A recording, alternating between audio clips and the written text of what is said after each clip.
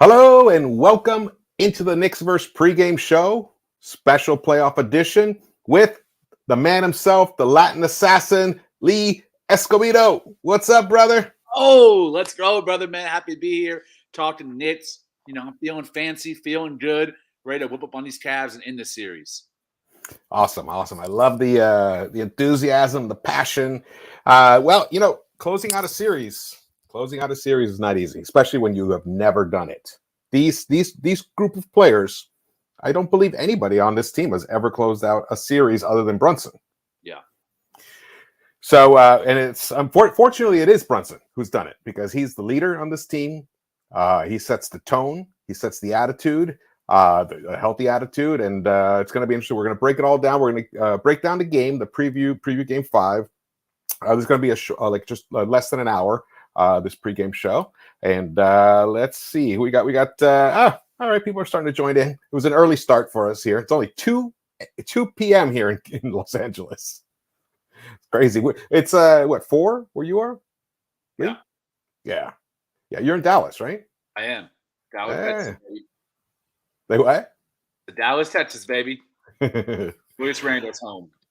Hey, that's right. Julius Randle. We're going to talk about Julius. We're going to see what kind of a game. I mean, the big question for me, the major question for me is Randle going to bounce back? Is he going to have a bounce back game? So we'll get into that. We're going to talk about whether RJ can continue his the role that he's on and keeping it simple, stupid, which is a great way to approach this game right now. We're going to talk about obviously Jalen Brunson and our favorite coach. Coach Thibs. My favorite now. Yeah, exactly. Shout out to the chat. Thank you guys for joining us. This is your first time here or you're listening to this on replay or whatever, just hit the thumbs up button for us and drop your comments and hit the thumbs up button right now if you're watching and share this video. And again, if you're watching on replay, just drop your comments, read them throughout the game or whatever. This is a pregame show, so there's that limitation to it, but there'll be plenty of people watching. There'll be plenty of people watching before the game actually gets going. I want to know from you, Lee, before we get rolling on this thing, what has been, now that you've had a couple of days to think back on Game 4 and the whole series, really, what has been the most shocking thing that you have seen happen in this series? I'm Thibodeau benching Julius Randle in the fourth quarter last game. I set you up for that, huh? That was like, give you a meatball. It did. That I gave you a meatball. That was something I thought I would never see in my life, is Julius Randle being held accountable by his head coach. I've seen a lot of like Thibs #1 interns on other YouTube channels be like, how do you hold a grown man accountable? Like, this isn't high school. This isn't college sports. Like, you can't put him in timeout. The way you hold him accountable is benching him. When he's not playing well, when he's not giving effort on defense, when he's ball hogging, when he's turning the ball over in ISO situations, you sit him on a bench and you put in a guy who is a NBA quality starter into the game for him in Obi Toppin. This is a game where he did that, and I'm surprised he did it on a playoff game. Maybe a Tuesday night against the Hornets, he might do that, but in a playoff game, a pivotal one at that, a 3-1 lead, I was shocked that he benched Julius Randle when Randle... He's never done it, though. He's never even done it against the Hornets in a Tuesday night game in a regular season that didn't mean it. True, but it's amazing. That's why it's a shock.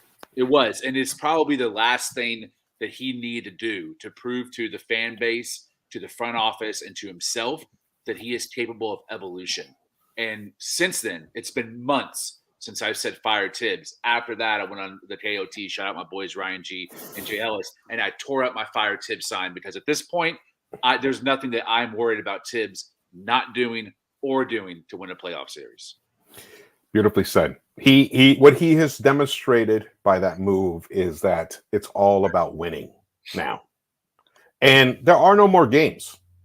So it's not like he's coaching, game 28 in the season, looking at game 68 and like, okay, well, by then we'll be in this situation. And he is that kind of coach. He's always coaching ahead. Even though he says to everybody, it's just the game in front of us. But that's not actually how he approaches the dynamic of coaching. But here, there is nothing. Oh, wait. I am going to log out and log back in. I noticed something here. All right, I'll be right back. You keep going. Here, I'll leave you by yourself.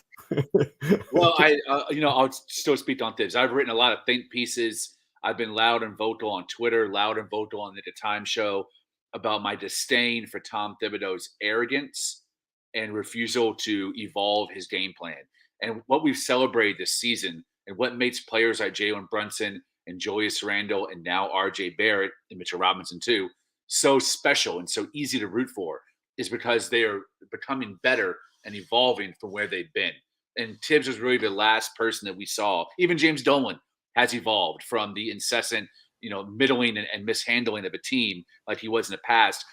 Thibs was really the last bastion of ego that hadn't shown that he could evolve from who he was with the Chicago Bulls and the Minnesota Timberwolves and the New York Knicks 2 years ago in that first round smacking, to be someone who could adjust on the fly and make counter moves in game in the chess match of a playoff series.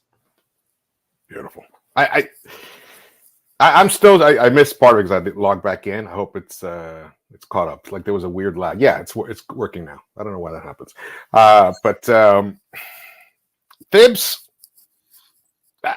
I mean, Randle and Thibs. I mean, they have a fantastic relationship. So if there's one coach who can do this and still not lose the connection with his best player. I mean, technically his best player, just in terms of the accolades and stuff he's received. It's Julius and Thibodeau. They have that bond. He's gone to war for Julius before. So this was a moment where, I mean, it's hard to, I didn't see the type of stuff that people were talking about. Oh, he wasn't really cheering on his teammates and stuff. I saw him smiling on the bench. Standing up and high-fiving guys. I saw him engaged in the game, unlike in the past. So that's important. And that actually makes me feel that it is possible for him to have a bounce-back game tonight. It's possible. We need it because if we don't get it, we're going to be relying on Obi. And I love Obi. I believe in Obi, but it just makes it that much harder for the Knicks to be able to secure this closeout game. Game. It's crazy different. And it could also embolden the Cavs. If they see Randle go out, or not play as many minutes, they could be like, he doesn't have it again tonight. This time, let's now that unlike last time when we took a lead and we made in that third quarter, then we gave it back. Unlike that time, this time they're going to want to hold on to that lead. It's going to be interesting. It's going to be interesting. I've been listening and reading a lot of stuff. Has there been anything surprising from you from the Cavs people that you've heard or anything, or just interesting? No, nothing interesting. Just embarrassing. I've seen like 9/11 memes and memes that are that stuff. Yeah, on Jalen Brunson and Julius Randle. Like it's just embarrassing to have that type of stuff come out of a fan base that really has known losing on a level like the Knicks. If it wasn't for LeBron James, they would probably be, in the deepest ass crack of NBA purgatory. So they should be really lucky that they bounced back, once James went to LA with a team. It's really solid and built primarily through the draft and very shrewd trades. I think that they're a roster that has a lot of potential left in them. They're kind of right now on the cusp of Evan Mobley becoming a superstar. I think defensively, you can consider him already there. Offensively, his game is still raw. He needs to add a three-point shot. Him or Allen need to add a three-point shot to really unlock that duo up front. Mobley kind of has one, but yeah, he needs to really work on that. Yeah, not efficient enough to be able to play him as a stretch five and surround him with a little bit more athleticism and speed because they're so bad pace-wise. They're the last in the league in pace. So they're really forced to play that big front court, which slows them down and really forces them into half-court sets and doesn't allow Garland and Mitchell to get downhill in a lot of transition game. I think they're cut. If this team was more playoff experience, I would say they would have a shot at even the Hawks that made the Eastern Conference Finals. So it made sense that they gave Boston Celtics some trouble last night. But this Cavs team has together as a unit has never been in the playoffs before. And Donovan Mitchell doesn't have the best history of staving off elimination. This was their last year's playoff series against the Mavericks. So I think this is a team that's ripe to be put down but behind the barn, by Papa with the shotgun Papa Thibs. I think the Knicks are going to close it out because the point of attack for our offense is a guy who has clutch, dripping down his veins. I'm glad you're bringing that up. So I think Brunson and Tom Thibodeau as a duo are going to do everything they can to keep this team motivated and keep the foot, plastered on the neck of the Cleveland Cavaliers. Speaking of the man, there he is, Jalen Brunson. Let's go. I am that. He made some shots last game that were just mind-blowing, man. And the way he split, it was Allen, and I can't remember who the other, it might even have been Mobley on the right side of the paint. He just split the two of them and just laid it up. And they were doing everything they possibly could to stop him, and they couldn't. He might be the most unstoppable point guard right now. I mean, and he's not even as fast as Fox or any of those guys. They cannot stop him when he wants to get a bucket. And this is, remember, nobody else is playing against the best defense in the NBA right now. We are. We're playing. So all the stuff you're watching, these other teams, Trae Young and all that stuff, that's not the best defense in the NBA. Cavs were the best defense in the NBA. And he's cooking them. He's embarrassing them. Everyone they put on him. He's changed everything. He has given me hope that we could actually do some meaningful. We already are. If we get past this first round, that's incredibly meaningful. But I think second round is. I know you believe it. I know you believe we can get to the finals. 3 weeks ago, I said Eastern Conference Finals. It was my hottest take on Nick of Time show. I'm playing with house money. Like I've been saying, I have not been wrong on a single take so far. We didn't get 50 burger, but 47 is really damn close. I think it's possible we go to the finals this year too. It's my worries are all in the West. Golden State, Denver, and Phoenix truly terrify me. But in the East, with the Milwaukee Bucks down 3-1 in the Heat, I'm not scared of Boston. I'm not scared of Philly. I really think the finals are legitimately realistic. Do you think? What do you think? You think the Bucks are able to come back in this series against the Heat, or you think it's done? Really? No, I don't. I'm going to go with I think they can, and I'll say why. They don't have Tyler Hero, and ain't no way Jimmy is going to repeat that performance again. And Bam is, he's MIA. I don't know. How else are they going to be able to score unless Jimmy is giving them 50 points? It's really, and then Giannis, this was his first game back from that injury. There's no way Bucks are going to lose game 5. And then it comes down to game 6 in Miami. Bucks have already proven they can win down there. If they win that game 6, then it's game 7 in Milwaukee. It's going to be interesting. I think they have a chance of actually coming back from 3-1. I don't disagree with any of the points you made of why it could happen. I disagree with the insurmountable odds of being down 3-1 to begin with. There's a reason why that success rate's over 90% for teams that sustain that level of a lead in this playoff series. Yeah. And I think Jimmy can drop 50 again. I really do. He is. I don't consider him a superstar. I don't think the Bucks are going to let him though. I don't think it matters. Yeah. There's not a perimeter guy outside Giannis that can stop him or even put a body on him. When he was matched up on switches with Connaughton and Grayson Allen, he was cooking those guys. And it's just there's no one on that Milwaukee team that can take him. And Giannis looks like he's a step behind offensively. Yeah. And I don't think that he can sustain his scoring output that he had when they went on their championship run to take this lead back. I think Miami's going to be our next round matchup in semifinals. Interesting. All right. Well, there you have it. Lee thinks the Bucks are done. Yeah. And it's going to be the Heat in the next round. That'll be either way. It's going to be interesting. The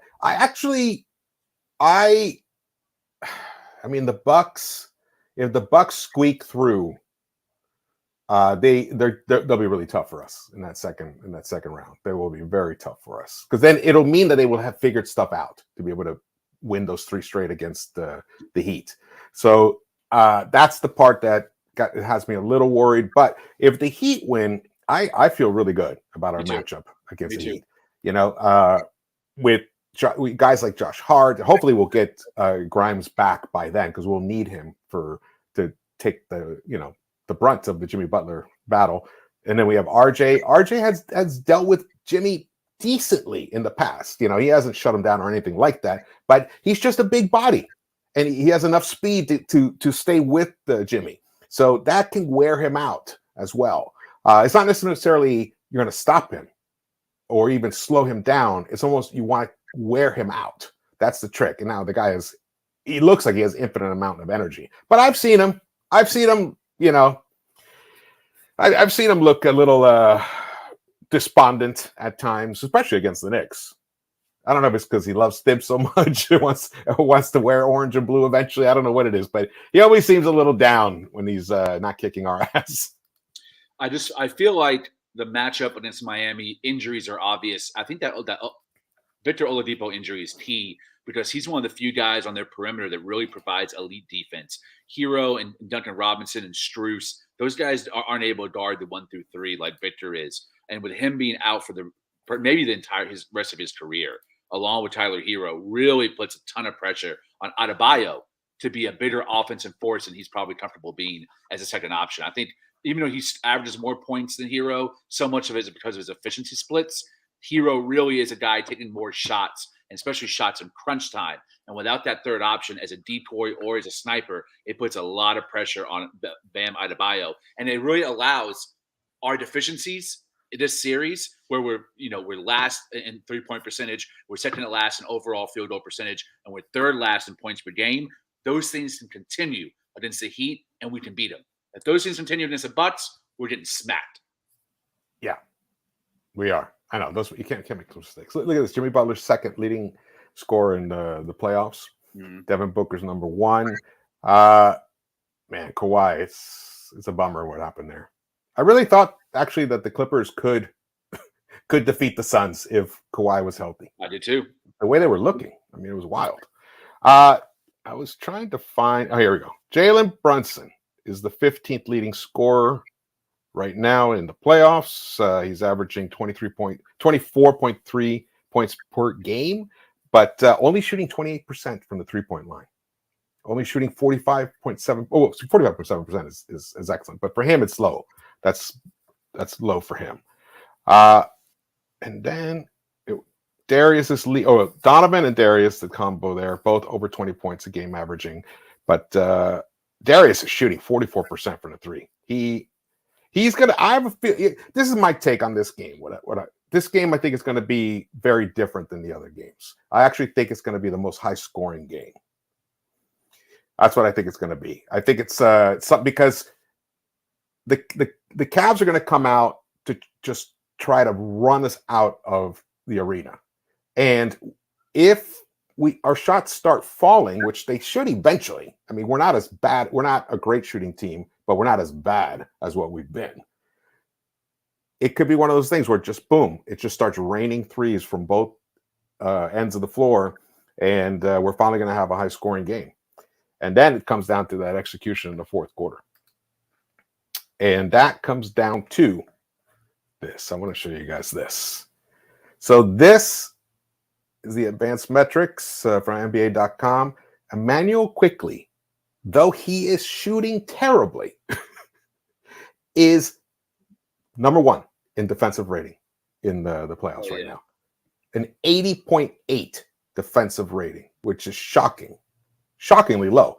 The next closest guy is just almost 12 points, and that's Grimes. Grimes is number 2. So DeAnthony Melton, the next non-Nick closest is DeAnthony Melton with a 92.3. He's known to be. And look at Isaiah Hartenstein. So we have 3 of the top 4. 3 of the top 4. Outstanding. Our defense right now has gone to another level. And I was wondering, where was this defense all year long? What's your feeling about the team defense here?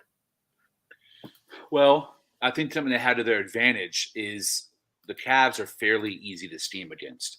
We when I was talking with you and other content creators before the playoff series started, I talked about how the Cavs over-rely on their backcourt for offense and over-rely on their front court for defense. Their bench is probably the worst bench of any team that's in the playoffs, with a close second to Miami Heat.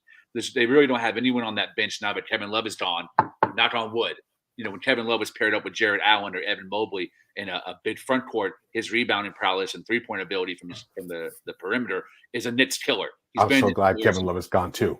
Yeah. I can't believe they traded him away, honestly. It was a baffling move for a team that wanted to go deep into the playoffs to have a veteran championship leader there on the roster. Just didn't make sense.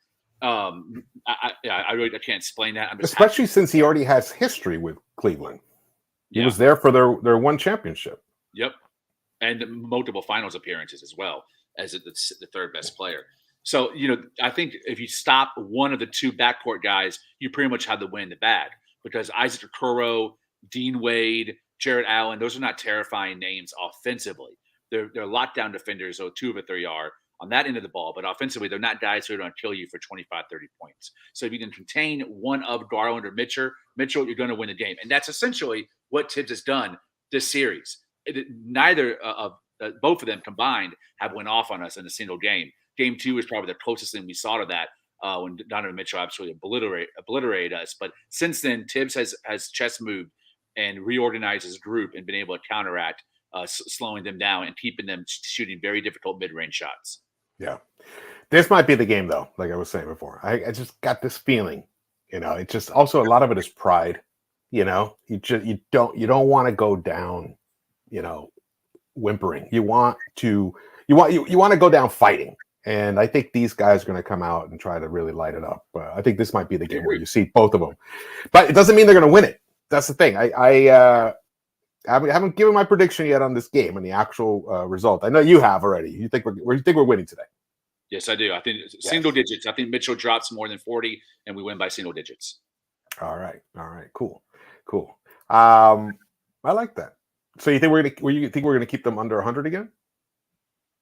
No, I think it's going to be under 110, like 107 to 101, something like that. Yeah. I see like a 107, 115 type game. Which for us, for this series, it would be a really high scoring game. Because even the Cavs have the 4th best defensive rated team in this, because that's the defensive matchup between these two teams have been insane. Yeah. And let's see. One thing I wanted to look at is the offensive rebounding. Yep. Knicks-Verse. Offensive rebounding percentage. Yeah, it's fantastic. Defensive rebounding, we're 8th, not as high. But overall rebounding percentage, we're 3rd. That's pretty good. Turnovers. We do have to keep. That's the one thing. That one game that we lost. Well, here, right here. Here are the two. The one game we lost. And now I think a lot of this because there's been a lot of active hands on both sides of the court. The Cavs, with Darius and Okoro and even Donovan Mitchell, and Mobley is good at steals, getting steals. Mm-hmm. But the Knicks have really activated that part of themselves, something that they didn't really do that much during the season. And a lot of this has got to be because of Josh Hart and Mr. Mitch Robinson. Mitch Robinson can get some credit for that. And Hartenstein. Yeah. One thing here, let's get to this. All right. Well, before that, shout out to the chat. Thank you guys for joining us. Jesse. Nice. Thank you so much, brother, for the super chat. George is going to come down. It's going to come down to RJIQ and Deuce/Grimes. I look, if I haven't heard anything about Quinton being available. He's still questionable. Yeah. And so I'm thinking he's not going to play. Also, we're up 3-1. If he's not, if he's not really ready to go, let's save him for Friday. Because another 2 days to get there. And then that's a different type of game. That's 3-2, Friday back at the Garden. So let's take care of it there. So I could see, I'd rather have him come back then and we try to win this game without him, which means some Deuce. We're going to need some more Deuce. More than 5 minutes. I thought in the minutes he gave, he really locked up Garland. He did. He did a great job on Garland. I'm surprised when Garland starts cooking that Thibs doesn't immediately turn to him. Now we may see that today because the same feeling and vibe that I'm getting, I'm sure Thibs and the coaches are getting it too, and they're going to want to the key to not letting it happen is not let it happen early. Once they start cooking and they see the ball go through the hoop, it relaxes them, and you don't want them relaxed. You want them shook. Right. You want to keep them shook. The Garden crowd shook them last Friday. It continued Sunday. You want to keep them in that state. You don't want them. You don't want them to break out of that. And they're going to do everything they can. These are professionals. These are great athletes. They're going to do everything they can to break out of that. We cannot. So we cannot wait. You can't be slow on making those substitutions. If Brunson's getting cooked by Garland, go with Deuce just to slow Garland down for a little bit, and then maybe it even gets Garland out of the game, because I could see that happening as well. The minute Deuce comes in, a few things. I could see JB then pulling Garland, so he sits Garland while Brunson's sitting, and they both come back, which is still good for us as long as we keep them off the floor. Before we get to that, thank you, Jesse, so much, brother. There was another couple we'll do some more comments and then we'll move on. I think this might be here. Juan Suarez, shout out to you, brother. Thank you. Can you shed some light on Randle not participating in any post-game interviews / questions after game 4? In addition, that number 1 has addressed this issue or non-issue. I don't like that. No one. I think he says no one. Well, we actually, in the very beginning of the stream, we did talk about it.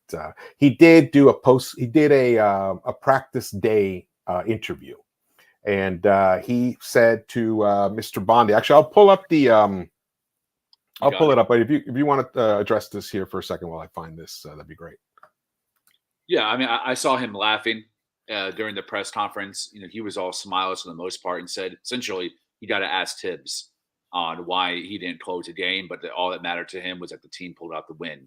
And I think that there's a lot of Knicks fans that just have, really hard, lived-in, entrenched narratives of a hatred toward Julius Randle, Tom Thibodeau, and R.J. Barrett. Now, to me, I'm someone who really begins that type of narrative when the evidence before me doesn't change and sustains itself for long periods of time. What else can I do but make that evidence form my opinion? But I think Julius Randle has been more great than bad this season, and R.J. Barrett and Tom Thibodeau in the playoffs are also taking a turn toward being more great than bad in terms of the output they've given to us in their specific roles. But Randle's going to have a bad series. I think that's okay. Tatum hasn't had a great series for the entire run last year on the way to the finals. He had some great series. He had some bad series. It really just depends on, can Randle show up tonight in the closeout game and then continue that run into the next series, where we're really going to need him matching up with Bam Adebayo. Oh, I know. They're friends too. Julius and Bam. I don't know if you knew that. Yeah, because I think Julius was like his little older brother or mentor. Yeah, you're great. Thank you for summing it up. He said, at the end of the day, I just want to win. That's what he said at the end of the day. So I think he took the benching well. And what I heard was that he was not technically avoiding the press. It's that the Knicks held the doors closed to the clubhouse longer than usual after the Game 4 victory. And he was already dressed, because remember, he didn't play that fourth quarter. So he was ready, dressed, and then he just kind of went to go meet his family. And so it's not like and then they opened the doors up and let the press in after he had already left. So it wasn't like in the past where Knicks PR has definitely kept him away from the press. It was just one of those things that happened. Now, whether you believe that or not, that's up to you. But that's the explanation that I heard. Does that sound right to you? It does. And I think you're never going to convince the portion of the fan base that just has an unyielding hatred for Julius Randle and wants him gone because they don't like him as a person, him as a player, or they want Obi Toppin to take his spot. I understand that. I do think that, I don't know if you want to get into this, how Randle performs specifically in this game and in the subsequent series next in semifinals will determine the decisions that the front office makes on who that they're going to invest in the power forward position moving forward. Yeah, I would rather not get into that right now. Let's keep the vibes immaculate and pristine. I'd rather not get into that kind of headspace, but definitely it's worth a look. We kind of had already said that already going into the series to begin with. The playoffs themselves were going to be. They're going to reveal to us what kind of a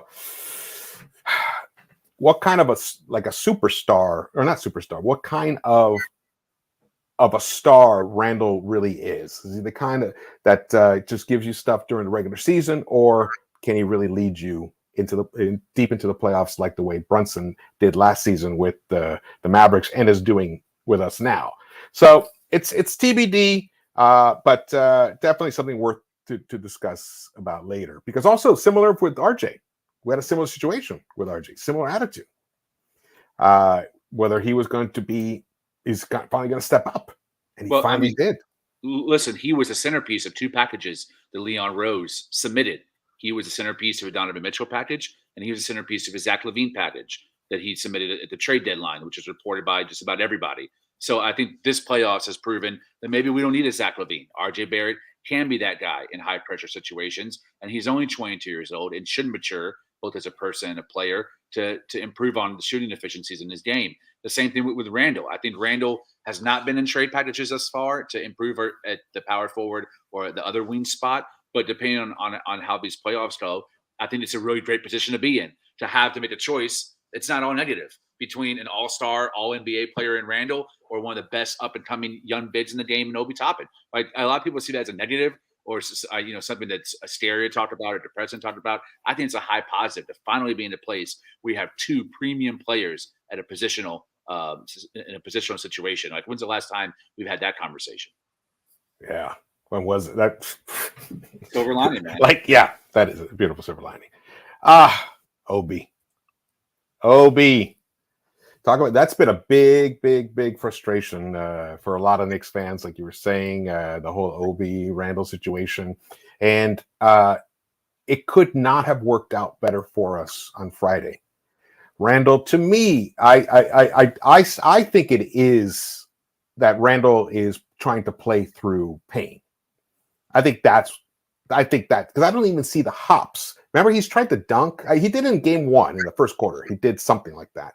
But then we really haven't seen it since. And he hasn't been able to have enough lift so that he can get over the top of Allen or Mobley so that they could even just foul him. Like, he's not able to get through them. And he usually can just mow people down. So to me, that reveals that he's just not 100%. He's not 100%. And he's trying to play through that pain. And the beauty is that we had a guy on the bench who plays completely opposite to Randle's style. And that's exactly what we needed. We needed that youth, that athleticism, that hops that he has. It couldn't have been a better situation for us. But in terms of RJ, so Steve Popper tweeted this out. It was RJ during the interview this morning. RJ this morning on taking it to another level in playoffs. He quote, "I think who you are shows in the playoffs. Your compete level, what you have inside of you shows in the playoffs. I think that's what's happening." It's interesting to hear that and then think about the Randle situation. I don't think there's a correlation there. I think most of the time when these guys give these quotes, the context is themselves. No, I don't. Yeah, it's totally himself. Yeah, it's totally himself. Yeah, he's not talking about Randle, but we're talking. That's been conflated on Twitter that he's talking about other players, and that's happened for like 2 seasons now. You know, when Derrick Rose says something that maybe it's about Randle, I think these guys are mostly talking about themselves and what they didn't impact individually. I agree 100% there. Yeah. I agree with you. I think injuries are a part of why Randle is slow, but that doesn't necessarily give him an excuse on why his defensive effort hasn't been 100%. Yeah. His defensive effort. Well, he's cherry picking his moments, and you can't do that in the playoffs.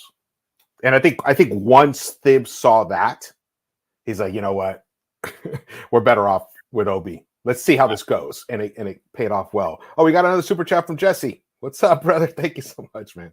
But see, if we don't get nothing from RJ, IQ, etc., they just double Ju and JB in snowballs from there. I'd like to see Deuce at 2, JB at 1, and Deuce on Garland. Yeah, we talked about it. We wanted to see more Deuce. Definitely wanted to see Deuce on Garland, especially to keep him from cooking.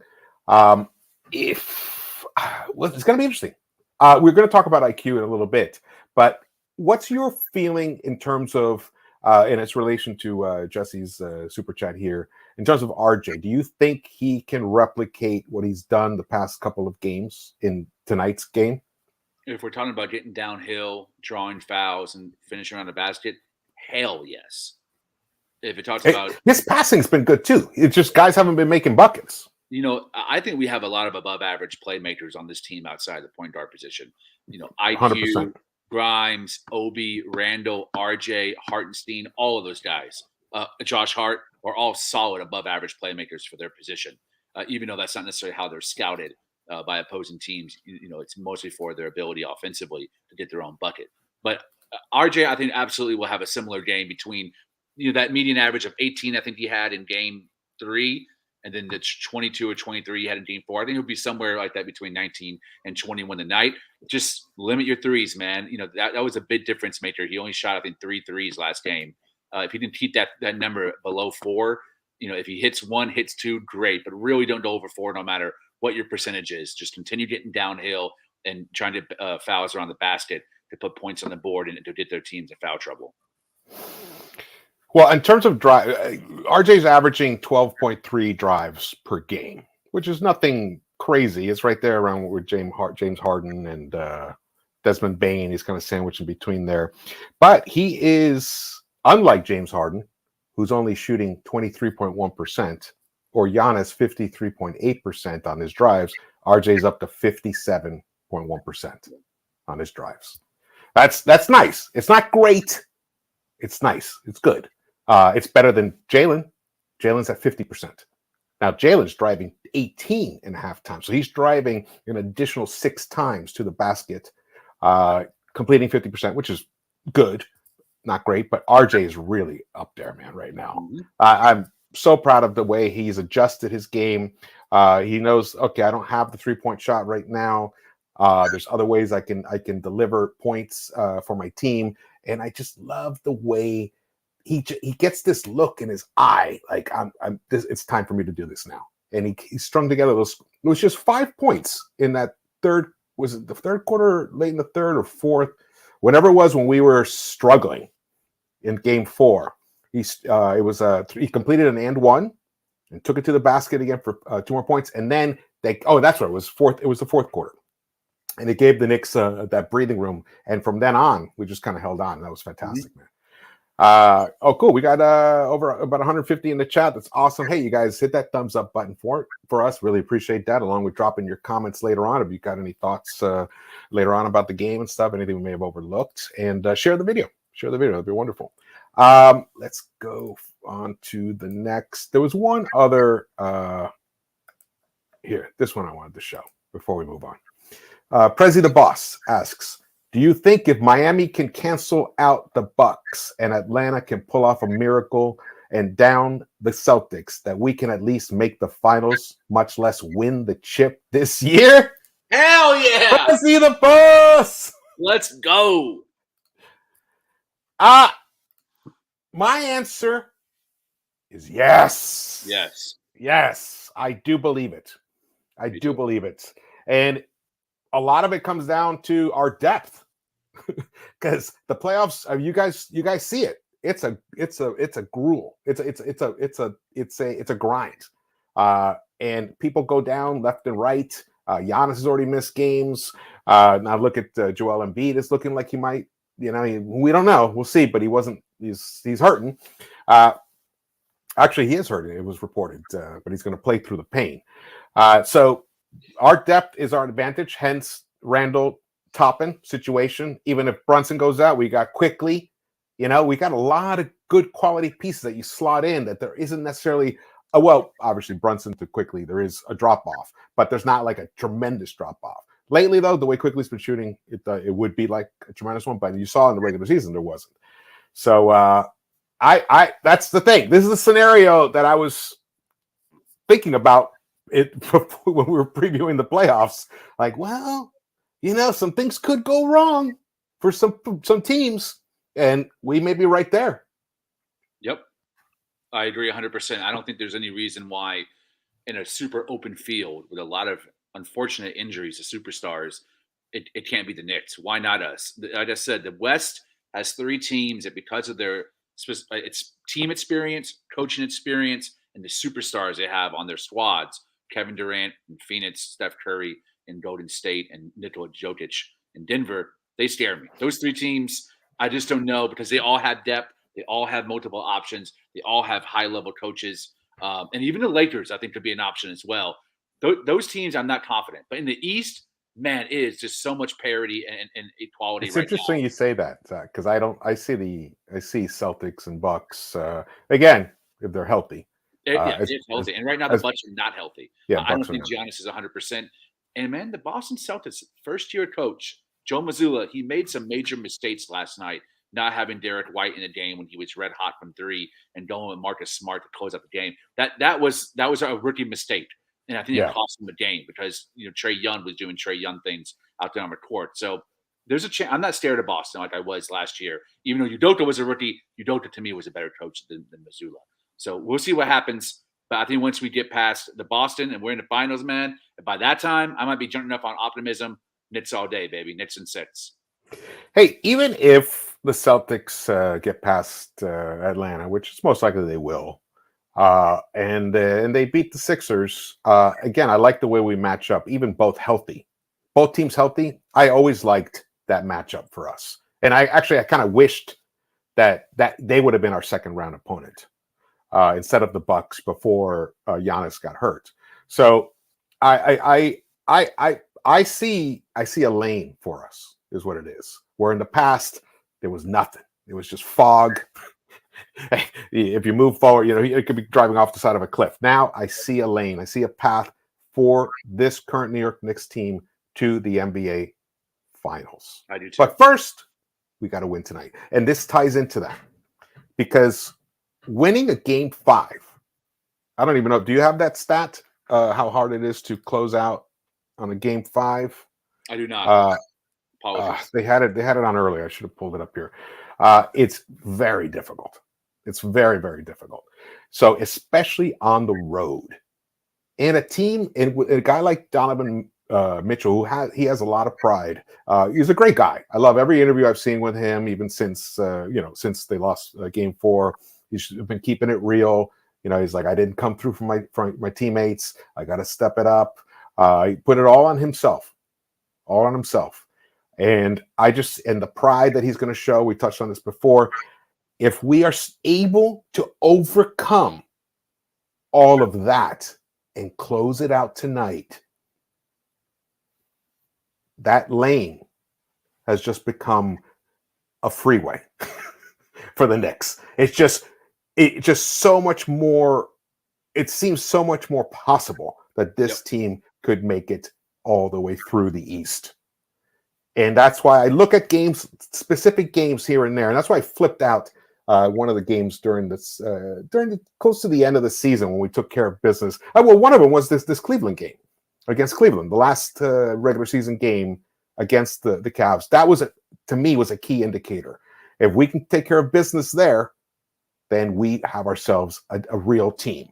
Because early on in the season, people were slamming the Knicks, saying, "Well, you played this team without this guy. You played that team without that guy. Like, we weren't playing full strength teams, so you can't really count on any significance from these wins."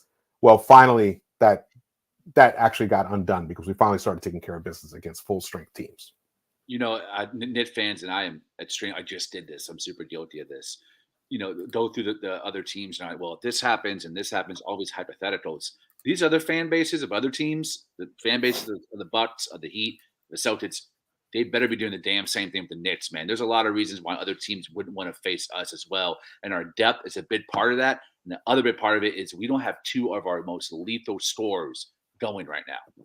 Julius Randle was a top 10 MVP candidate for 3/4 of his season, according to NBA.com, not LeeEscobedo.com, NBA.com. Yeah, he was up there. He was in the top 10. The highest he got was 7th. So the dude is 20-10-5 on a bad season. On a good season, he's 26-10-4. Like, it's shooting great shooting splits across the board. So I think to him, once he finds his groove, and hopefully, my prayer is it's tonight, and not when starting against Miami, but he starts tonight. And Immanuel Quickley provides that Sixth Man of the Year spark that you and I talked about. We are a whole nother level, man. You think we're scary now defensively? Imagine when Randle and Quickley are cooking offensively as well. How do you guard that offense? It's too many weapons on the court. And then our Bob Deep comes in. You got Hartenstein, Obi, Josh Hart, and Quickley. Man, it's lethal. That bench. It's really lethal. It's a nightmare matchup for any team in the Eastern Conference and Western Conference. Fantastic bench. Immanuel, let's talk a little more about Immanuel Quickley before we move on from this. What would you like to see from him today? I mean, realistically, what can you expect to see from him today? The 3-point shot is all about confidence. I understand that, and I think that's why RJ's struggling. But that mid-range floater game, that has to hit now. Like, that has been in his bag since his rookie year. It's been there since Kentucky. It's been there since his high school days. He's got to be able to hit that mid-range floater and put that to stretch the defense and make sure the defense is collapsing to allow for Josh Hart, Quentin Grimes, RJ to be wide open on the perimeter. If he can get that mid-range flow game going, man, we'll have to break the wheels off at the Cleveland Cavaliers. I think this is the game. It's going to happen. I think it feels like it. It just totally feels like it. All right, we got to move through because we are on a time limit here. Speaking of defense, this is a great tweet by NBA University. I'm sure everyone's seen it by now, but it's worth further discussion because it ties into, what Mitch was saying about them being shook. Through 4 games, Mitchell Robinson has a rim defensive field goal percentage versus expected of a minus 22.4%. That means dudes are shooting 22.4% less than expected at the rim versus Mitch, the best in the playoffs. He's only defended 5.8 rim field goal attempts per game, which is even less than Devin Booker because Cleveland is so scared to attack him. That I see is something that they will try to change tonight. Good luck. I see Donovan Mitchell. I see Mitchell on Mitchell. I see Donovan trying to get to that hoop, and Mitch gonna meet him there. So that's one of the areas where I really see a big change is them attacking the rim. Go ahead and let him, man, because even if you put Mitchell Robinson in foul trouble, Isaiah Hartenstein has came in and replicated almost everything that Mitch brings at a slightly lower level. They, as a tandem, have been a top 10 offensive rebounding, defense at the rim percentage. Right? All of those things have been, both of those guys have been in the top echelon percentile of those metrics. And Hartenstein has really replicated his game and add a toughness level he didn't have in Los Angeles or Denver or any of his previous stops that complement his finesse game offensively, his ability to be find cutters and slashers in the high post, to be that secondary facilitator, hit that unbelievable mid-range little floater he has right in front of the basket. Like, he has a really nice complementary game to come in as the best backup center in the NBA behind Mitchell Robinson, who in my opinion is also a top 10 center in the NBA. The Knicks bench is just the bench alone is averaging 4 steals per game, which is number 2 behind Miami's number 1. Rebounding, number 2. Just the bench behind Miami. Offensive rebounding, number 1, because we got Isaiah Hartenstein and Hartenstein. Yeah, beautiful. And our 3-point shooting, the bench right now is 5th. Fifth in the playoffs. That's insane, man. Isn't that crazy? 38.7% we're shooting the bench players. Yeah. And that's with Quickley shooting terribly. Yeah. So imagine he finally connects, hits 3 of 7 or something in a game. We're going to be golden. Yep. All right, we're getting close to wrapping it up here. This was just a quick 1 hour preview. Just trying to run all this stuff here. Lee, thanks so much, man, for joining me to do this. Really appreciate that. It's always fun chopping it up with you about the Knicks, especially at a time when this team could be making New York fans very happy tonight. Yep. There's something special cooking for sure. Yeah. I don't want to get overhyped, but I feel like despite everything I've said, it's going to be a much higher scoring game. Cavs are going to have this pride. They're going to attack. I think we're going to be ready. Yep. I think we're going to be ready. And if Julius just keeps the turnovers Julius and the Knicks, if we keep the turnovers down, the Cavs just won't have opportunities to be able to. I mean, they're not going to. I mean, sometimes they can outshoot us, and they did it in game 2 for sure. But in general, the way the series has been playing out, I don't see any team pulling much further away than a 10, 15-point lead, and we know that's nothing in the current NBA. You know, a 15-point lead now is like what a 7-point lead was, 25 years ago. Right. You know, that's what it feels like. So I think we're going to respond. I think we're going to win. I think we're going to win tonight. We're going to close it out. Same here. That's crazy to think. A gentleman's sweep. But it is very difficult. So even though I think they're going to win, we're going to win. But what it'll say about this team, if they do, the rest of the NBA is just, I mean, they're already, the rest, the shook feeling the Cavs and the Cavs fans are feeling is going to ripple out throughout the entire NBA. Yeah. If we take care of business. Before the series started, man, I said I wasn't scared of his team at all, like whatsoever. I thought they were really easy. They were predictable to scheme forward and know what they're going to do, at least on the offensive end. Defensively, they had some versatility, but we've even shown that Tom Thibodeau can outmatch that and adjust to that as well. So it's been an ass kicking, and I think that series is going to be the same thing if it ends up being the Miami Heat. I think it's going to be that conference finals, and it's Boston or Philly. More than likely Boston because of the injury to Embiid with his right knee. I think it's going to be Boston. That's going to be a great chess match. That's going 7, but I don't even know if Miami's going 7, man. I'm thinking Knicks and sets until the wheels fall off. Let's go. Yeah, beautiful. All right, man. I'm hyped. Got to wait another hour to see this game. You're gonna go meet with your pops, right? Yeah, man. There's a thunderstorm outside, but me and my girlfriend about to drive through like Dorothy and the Wizard of Oz, man. Would go right through that tornado, get to my pops' house, and eat some barbecue and watch the Knicks. Good. Drive safe. Get there alive. This was awesome, man. Break it down. And shout out to the chat so much, everyone, for showing up. We got Capo 1291, Francisco Carrillo, Joe Mannix. What's up? Oh, yes. Cavs were up by 25 in game 2. That was the one game when they were really smoking us for a bit. Let's go. Let's see. We got Fred, Robos, Juan Suarez. Thanks so much. Dare House, Jesse Rodriguez from earlier. Jay Cruz. What's up, brother? Yeah. Oh, this guy Lee Escobedo. I don't know. Chips, Cheaps Ahoy. What's up, brother? Great time. Even if we lose tonight, we got game 6 Friday in the Garden, and hopefully by then Grimes will be healthy, and Randle will have another couple of more days to get back into game shape. A lot of it could be just that too, not necessarily that he is nursing an ankle, because he said he's fine. He said he was fine in the post game in the practice day interview yesterday. He said he was fine. Not sure Thibs would make the comment he made about playing through pain and that most people would not even be out there, and yet he is fine. So who knows?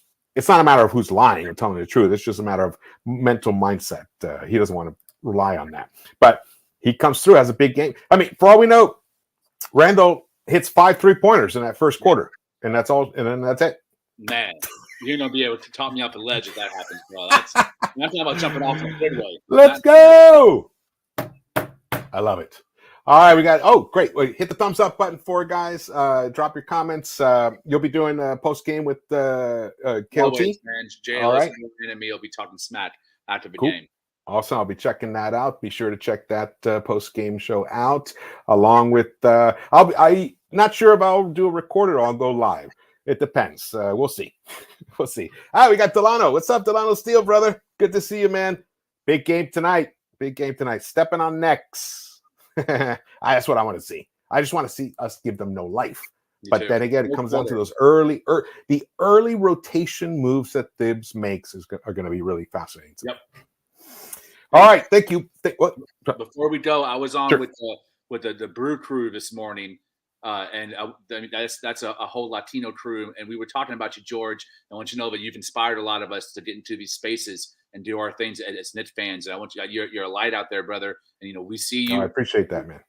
I look at you as a mentor, man. You're my hermano. I love you, dude. I want to give you an opportunity to have your flowers and give you props to let me be on the show. There's a lot of people that are watching that look up to you and doing their thing because you did it first. I appreciate that tremendously. I appreciate that. I feel like I'm kind of letting the fan base down because I'm so wrapped up into being a fan for this series right now. I'm not drilling deep in any major analytics so it's like I'm just enjoying it as a fan along with you guys because I'm kind of overwhelmed by it. And the main reason is because I've already said it. I've been talking for almost 2 years about how this team can become a good team, and it's all proving itself out. And the beauty is it's still Thibs that's doing it. Yeah. So we're getting the best of both worlds because that's one thing that Thibs is. He's got a gravitas about him. Players don't want to fuck around with him. And if that's used correctly, it's a powerful, powerful weapon. 100%. And I have modeled, when I decided I was going to get on YouTube and join the Time Show, I modeled a lot of my approach on you because you're an eternal optimist, even during the bad times. I've been watching your show for years. And I've always appreciated how you always try to find that silver lining. And you tended to stay optimistic about where the team is going and what the team can be if things go right. So a lot of how I am as an analyst is based on how you are as an analyst. I appreciate that. I'm just a little more balls to the wall emotionally than you are. You're a little more even keeled. That's beautiful. I really appreciate that, man. It means a lot. It means a lot. I got inspired by, watching CP and Jay Ellis on Knicks Fan TV. They were my, just watching them, my only connection to Knicks fans at the time because it was the pandemic. And even my son wasn't around. He was at school. So that's how it all started. I was like, yeah, you know what? I'm going to start making a channel like an idiot. And it worked. It worked. Man, all right. Well, it's you got to hit the road. Don't want to make you speed. Thank you, everyone, for watching this. Again, follow Lee on Twitter and check out his excellent reporting on is it? It's what is it? The website where they can find it. Your articles? Man, writing. I'm on LinkedIn. I'm on the Guardian, Sportsnaut. Yeah, I'm kind of Sportsnaut. That's the one I've been writing like 7 articles a week, man. No joke. Awesome. NBA. Awesome. That's great. There you go. Check that out. And stay tuned here for the post game later on. All right. And I will see you around the Knicks-Verse. Let's get this win. Close it out now. Close it tonight. Let's do it. Game 5, gentlemen sweep. Return the favor. We have flipped everything from 2 years ago. We were the Cavs 2 years ago. Amen. Do to them what Trey and the Hawks did to us in that game 5. Gave us no hope. Let's do it. No thing. All right. I'll see you guys around the Knicks-Verse.